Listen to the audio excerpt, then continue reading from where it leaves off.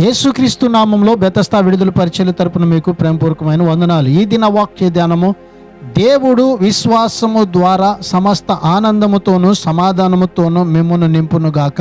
రోమీయులకు రాసిన పత్రిక 15వ అధ్యాయం 13వ వచనం.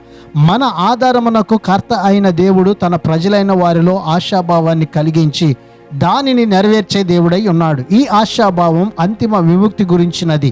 ప్రతి విశ్వాసి యొక్క జీవితంలో పరిశుద్ధాత్మ దేవుడు దీనిని కలిగిస్తాడు. శాంతి, సంతోషము కూడా దేవుని యొక్క ఆత్మ మూలంగానే కలిగేవి. అవి దేవుని రాజ్యంలో సహజంగా ఉండేవి. క్రీస్తుకు విధేయులైన శిష్యులకు ఆయన ఈ రెంటిని వాగ్దానము చేశాడు. విశ్వాసులు వీటితో నిండి ఉండాలని దేవుని యొక్క కోరిక. అప్పుడే వారు ఇతరుల పట్ల ప్రవర్తించవలసిన రీతిలో ప్రవర్తిస్తారు. దేవుణ్ణి స్తుతించవలసిన రీతిలో స్తుతిస్తూ ఆయన ఘనత కోసం జీవిస్తారు. ఈ దినాన వాక్యాన్ని బట్టి విశ్వాసులు తమ యొక్క ఆనందాన్ని, సంతోషాన్ని దోచుకునే దేనినైనా తిరస్కరించడం నేర్చుకోవాలి. ప్రార్థన.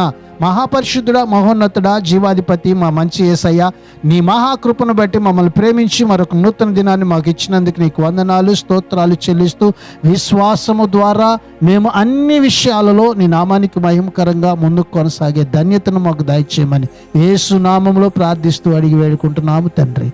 ఆమేన్.